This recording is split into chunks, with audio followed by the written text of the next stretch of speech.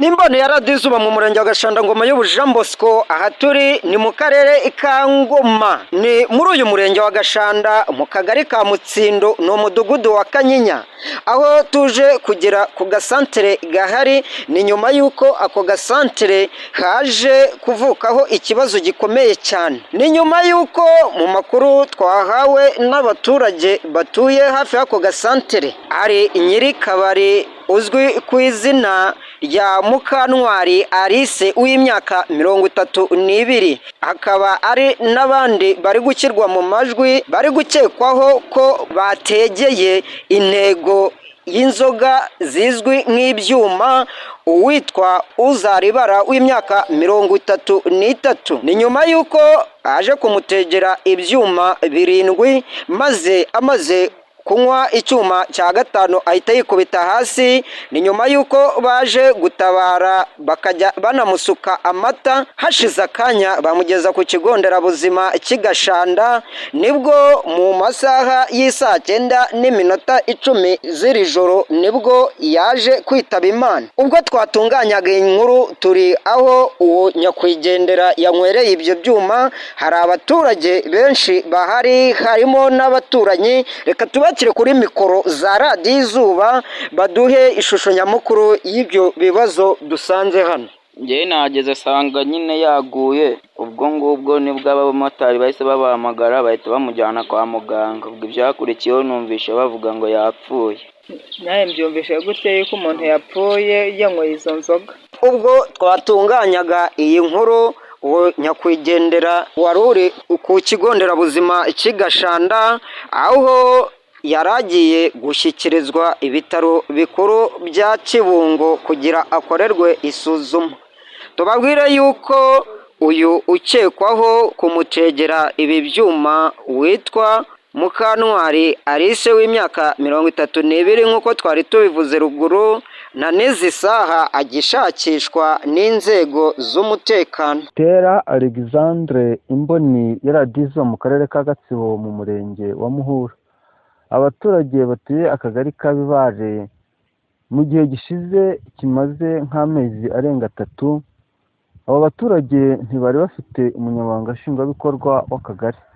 Aha rero kuri wa kabiri bakaba bahawe umunyamabanga nshingwabikorwa w'akagari uyu akaba yitwa Sindayigaya Jean de Dieu. Uyu munyamabanga nshingwabikorwa mushya wahawe aka kagari ka Bibare yeretse abaturage batuye umudugudu Kinyaga Cyarugera Agasharo ndetse n'Akagasaro. Aha mu ijambo uyu munyamabanga nshingwabikorwa yagejeje ku baturage batuye aka kagari ka Bibare muri iyi midugudu uko ari 4 yaje kubibutsa ko atari mushya muri aka kagari ka Bibare dore ko uyu munyamabanga nshingwabikorwa Sindayigaya Jean de Dieu avuga ko ariho akomoka. Aha rero akaba avuga ko yaje gufatanya n'abanyabibare mu bikorwa bagezeho ndetse n'ibyo bateganya kuzageraho. Akavuga ko ataje gusenya ahubwo aje kubaka nk'umwana ukomoka mu muryango w'iwabo. Akaba rero mucyo yibanzeho cyane akaba yibanze ku mutekano ndetse akanagaruka ku byerekeranye na mituweli de sante. Bavuga ko umurenge wa Muhura cyane akagari ka Bibare agiye kubera umuyobozi kakwiye kuza ku isonga kwesa imihigo kwishyura mituweli 100%. Aha rero akomeza asaba abanyabibare ndetse abasaba ko bakwiye kumufasha ndetse nabo bifashije kuko iyi mituweli iyo besheje umuhigo bisaba ko ngombwa abantu bakivuriza ku gihe bo abaturage babasha kugira ubuzima bwiza. Akaba rero yabasabye ko mu byo bagiye gukorana batazamutenguha nawe dore ko yavuze ko atazabatenguha. Akaba ari avuga ko ari intambwe ikomeye aho avuga ko ari we munyamabanga nshingwabikorwa mu yindi mirenge ndetse no mu tundi tugari ugiye kuyobora akagari yavutsemo.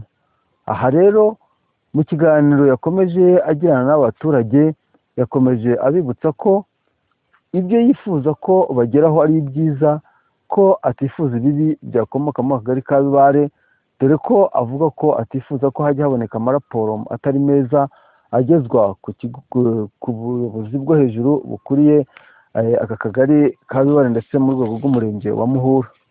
aha rero yakomeje abizeza ko agiye gufatanya nabo bakamufasha bakabasha kugeza ku kagari ka Bibare ku iterambere ryiza.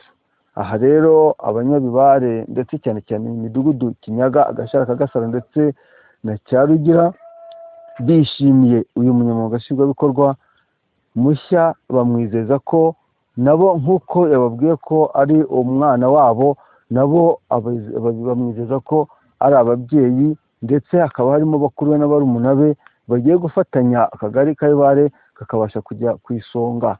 Aha rero mbibutse ko akagari ka Bibare kagizwe n'imidugudu 13. Aha rero akaba yaserukiye mu midugudu Kinyaga, Cyarugira, Agashara na Kagasaro, akaba ari gukomeza yiyereka aba baturage, dore ko muri aka kagari hari inteko zigenda zibera ahantu bitwa ku masite, bagiye bateganya ko ariho hantu inteko izajya ibera. Akaba ariyo mpamvu rero uyu munyamabanga nshingwabikorwa yageze muri aka kagari ka Bibare agatangira muri iyi midugudu ya Cyarugira, Kinyaga, Agashara na Kagasaro. Akaba rero yifuza ko aba baturage bafatanya kugira ngo babashe guteza u Rwanda rwacu imbere. Zigama Inyasi, imbonera radiyo Izuba, ikorera mu karere ka Gatsibo mu murenge wa Remera. Kuri uyu wa kabiri ku gicamunsi mu murenge wa Remera mu kagari ka Kigabiro hateraniye inteko rusange y'abaturage. Iyo nteko yari yahuje imidugudu 4 ariyo Rwikubo, rya Rutsinzi, Amataba na Kabuga. Umushyitsi mukuru wari muri iyo nteko yari umunyamabanga nshingwabikorwa w'umurenge wa Remera Urujeni Konsore n'abandi bayobozi bafatanyije kuyobora umurenge mu nzego zitandukanye z'umurenge. Icyari kigamijwe cyari kwerekana umuyobozi mushya w'akagari ka Kigabiro, dore ko nta muyobozi mukuru kari gafite. Umuyobozi umushya yitwa Uwayisenga Jean Dodier. Abayobozi baganirije abaturage ku bibazo bitandukanye. Icyambere baganiye ku mutekano mu gukaza amarondo kuko abajura bameze nabi. Icya kabiri ni imibanire mu ngo ku bashakanye hagati y'umugore n'umugabo, dore ko nta terambere ryaboneka hari amakimbirane yo mu ngo. Icya gatatu yari gahunda z'ubutaka, dore yuko mu butaka harimo ibibazo bitandukanye. Ku bibazo bakira ibigendanye n'ubutaka ari byo byinshi, akaba ari imanza ziganje, bakaba baganirijwe gushakira ibyangombwa ubutaka. Icya kane byari kuganira kuri gahunda za mituweli, dore ko ibyo byose bitagerwaho umuntu adafite ubuzima bwiza.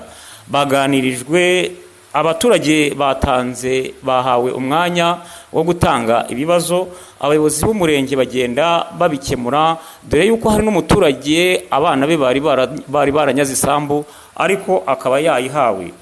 Yari Zigama Inyasi, imbonera radiyo Izuba, ikorera mu karere ka Gatsibo mu murenge wa Remera.